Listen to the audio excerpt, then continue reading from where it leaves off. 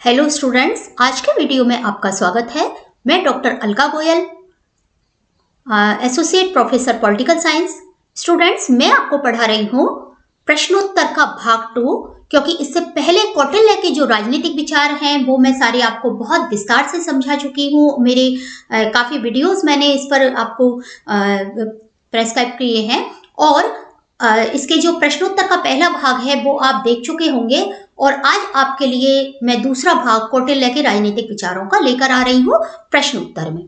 तो स्टूडेंट्स, आपको जो पहला क्वेश्चन है वो है कि हिंदू राज शासन व्यवस्था में पर आधारित सबसे प्राचीन कृति कौन सी है। यानी बहुत सारी कृति आपने पढ़ी है और इसमें जैसे मैंने मनु के विचार भी आपको पढ़ाए हैं और कौटिल्य के हैं, और भी होंगे, और भी बहुत सारे हैं जो कि आपके कोर्स में नहीं है या मैं धीरे धीरे आपको पढ़ाऊंगी। तो उनमें सबसे प्राचीन कृति है अर्थशास्त्र है या नीति शास्त्र है या राजनीति शास्त्र है, युद्ध शास्त्र है, मुद्रा राक्षस है। तो इसका आंसर है अर्थशास्त्र, क्योंकि अर्थशास्त्र जो है वो कौटिल्य के द्वारा रचा गया ग्रंथ है और हमारे जो राज शासन है उनका जो सबसे महत्वपूर्ण ग्रंथ माना जाता है वो है अर्थशास्त्र, क्योंकि इससे पहले जो सारे शास्त्र थे वो नीति शास्त्र की एक श्रेणी में आते थे। वैसे भी मुद्रा राक्षस जो है वो संस्कृत का ग्रंथ है। स्टूडेंट्स, अगला क्वेश्चन है कि मंडल सिद्धांत का मुख्य उद्देश्य क्या है। जो बड़े राज्य हैं उनकी व्यवस्था में शक्ति संतुलन स्थापित करना, यानी जो ज्यादा शक्तिशाली राज्य हैं। पहली चीज तो है कि मंडल सिद्धांत क्या है। तो पहले तो आपको मंडल सिद्धांत पढ़ना पड़ेगा, जो मैं आपको पहले पढ़ा चुकी हूँ। यानी सारे जो आसपास के राजा होते हैं किसी भी मंडल के, मंडल से मतलब है 12 राज्यों का एक मंडल कौटिल्य ने बताया है। और इसमें मित्र, अरिमित्र, मित्र, विजिगीषु राजा, पार्षणिगः, आक्रांसार, मध्यम, उदासीन, ये 12 नाम है टोटल मिलाकर के। तो ये राजा जो हैं ये क्या करते हैं कि अपने आसपास के जो राज्य हैं, चाहे वो छोटे हो बड़े हो, उन सबका संतुलन बना करके रखते हैं। तो मंडल सिद्धांत का मुख्य उद्देश्य क्या है? बड़े राज्यों की व्यवस्था में शक्ति संतुलन की स्थापित करना, मध्यम राज्यों की व्यवस्था में शक्ति संतुलन स्थापित करना। मध्यम यानी बीच के जो ज्यादा शक्तिशाली नहीं है, बड़े का मतलब ज्यादा शक्तिशाली है। छोटे राज्यों की व्यवस्था में शक्ति संतुलन स्थापित करना, या सभी है यानी सभी में शक्ति संतुलन स्थापित करना। स्टूडेंट्स, अभी मैंने आपको बताया है कि सभी प्रकार के राज्यों में ये शक्ति संतुलन स्थापित करते हैं, इसलिए इसका आंसर है उपयुक्त सभी। यानी सभी प्रकार के, चाहे छोटे हो चाहे बड़े हो, देखिए राज्य तो सभी होते हैं, तो सब में संतुलन स्थापित करने का कार्य जो है वो मंडल सिद्धांत करता है। अगला क्वेश्चन है कि पानी से में चलने फिरने वाली मछली कब, कैसे, कितना पानी पी जाती है, यह पता लगाना मुश्किल है। कौटिल्य ने कथन किस संदर्भ में कहा था? आप सोचिए जरा, इसको ध्यान से पढ़िए कि ये जो कथन है वो किसके लिए होगा कि हमें पता भी नहीं चलता और कौन हमारा कितना किस तरह से खा जाता है, ले जाता है बीच में से। यानी हम किसकी बात कर रहे हैं? अशिक्षा। अशिक्षा तो ऐसे हमसे शिक्षा तो कोई नहीं ले सकता। मिलावट, ये भी नहीं होगा। बेरोजगारी, उसका इससे कोई संबंध नहीं है। तो इसका जो चौथा जो आंसर है वो है भ्रष्टाचार। यानी भ्रष्टाचार हमें पता भी नहीं चलता कि कब जो है वो सब लोग हमसे बीच में इसका कोई भाग हमसे ले लेते हैं और वो किसी भी रूप में लेते हैं, रिश्वत के रूप में या हमसे काम कराने बेगारी के रूप में। तो भ्रष्टाचार जो है उस समय भी खूब था, वर्तमान में भी हम देख रहे हैं। इसलिए तो हम कहते हैं कि कौटिल्य के जो विचार हैं वो बहुत ज्यादा प्रासंगिक हैं। स्टूडेंट्स, कौटिल्य के अनुसार ज्ञान की शाखाएं कौन सी हैं? देखिए, मैंने ज्ञान की शाखाएं पिछले वीडियो में आपको बताई थी और उनके बारे में क्वेश्चंस भी बताए थे।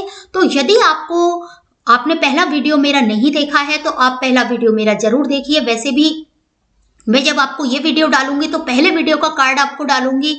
इसके अलावा प्ले लिस्ट में आप मेरे जो पहले वीडियो हैं कौटिल्य के वीडियो, उनको भी आप देख सकेंगे। तो इनमें से क्या है? देखिए, उपाय तो नहीं है, षड्गुण नीति, मंडल सिद्धांत, अब ये सब आपको समझ में तब आएंगे जब आप मेरे वो वीडियो देखते रहेंगे। मित्र, शत्रु, मध्यम और उदासीन, ये जो है ये मंडल सिद्धांत के हैं। ये अभी अभी मैंने आपको बताए हैं कि मंडल सिद्धांत जो है वो 12 राजाओं का एक समूह होता है। तो ये अभी अभी मैंने आपको बताया है 12 राजाओं का समूह। तो ये तो कम से कम नहीं है। अब आता है साम दाम दंड भेद, तो ये जो है ये उपाय है 4, तो ये भी नहीं है। और चौथा जो है वो है त्रयी, वार्ता, दंड नीति, आन्वीक्षिकी, ये इसका सही आंसर है। अब स्टूडेंट्स आप सोचेंगे कि ये ज्ञान की शाखाएं क्या है, तो देखिए त्रयी, वार्ता, आन्वीक्षिकी और दंड नीति, ये एक जो है त्रयी वो इससे संबंधित है कि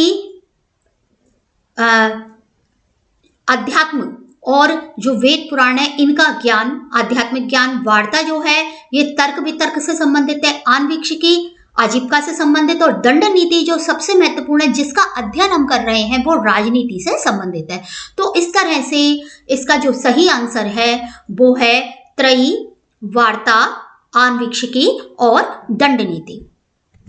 अगला क्वेश्चन है कि कौटिल्य के राज्य के बारे में क्या सत्य है। कौटिल्य क्या सोचता था? कौटिल्य का राज्य जो है वो जैविक राज्य है, यानी वो एक राज्य जो है उसको जैविक रूप में मानता है? नहीं। क्या राज्य साधन है, साध्य है और व्यक्ति साधन है, यानी राज्य को ही वो सब कुछ मानता है और व्यक्ति को उसका एक साधन मात्र मानता है, यानी व्यक्ति के कोई अधिकार नहीं है? ऐसा भी नहीं है, क्योंकि कौटिल्य ने तो इस तरह से कभी नहीं कहा कि जो राज्य है वो सब कुछ है और व्यक्ति कुछ भी नहीं है। ऐसा कौटिल्य तो बिल्कुल भी नहीं कहता, तो ये भी बिल्कुल गलत है। कौटिल्य संविदा सिद्धांत का समर्थक है। संविदा मैंने अभी आपको क्या बताया था कि संविदा क्या है?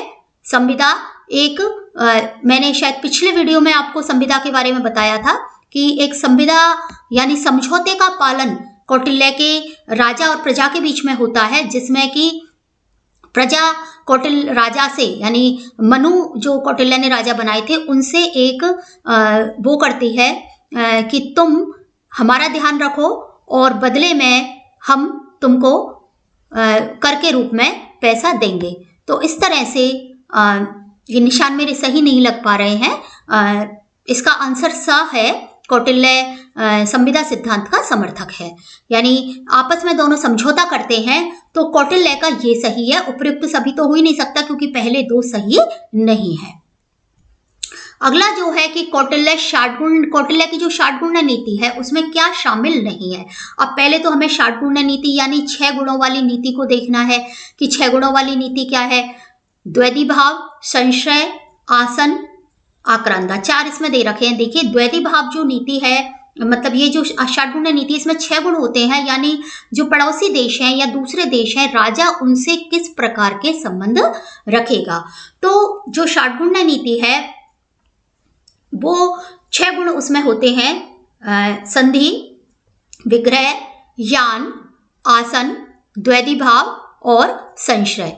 तो ये जो है इसमें कौन सा आंसर सही है, यानी कौन सा जो है वो कौटिल्य के जो षटगुण सिद्धांत है उसमें नहीं है। तो मैंने अभी आपको सारे बताए हैं स्टूडेंट्स, और इसमें जो इसका आंसर है वो है द, आक्रांता, क्योंकि संधि, विग्रह, यान, आसन, द्वैधी भाव और संशय ये 6 गुण हैं। अगला क्वेश्चन है कि आधुनिक काल में अर्थशास्त्र की पांडुलिपि की खोज किसने की। अर्थशास्त्र कौटिल्य की रचना है, ये मैंने अभी आपको बता दिया थोड़ी देर पहले, और राजशासन पर आधारित बहुत महत्वपूर्ण ग्रंथ है।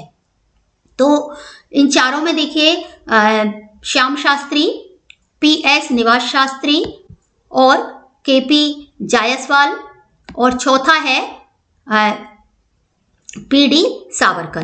तो इन चारों में से कौन है आप सोचिए।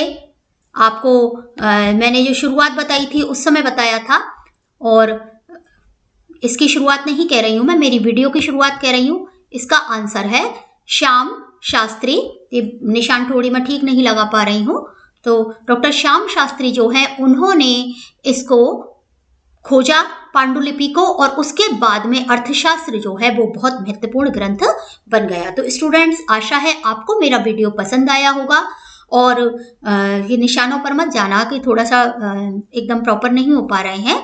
आप अध्ययन कीजिए इनका।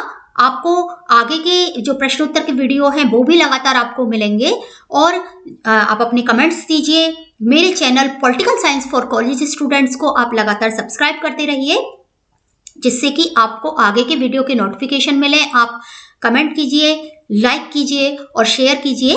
धन्यवाद।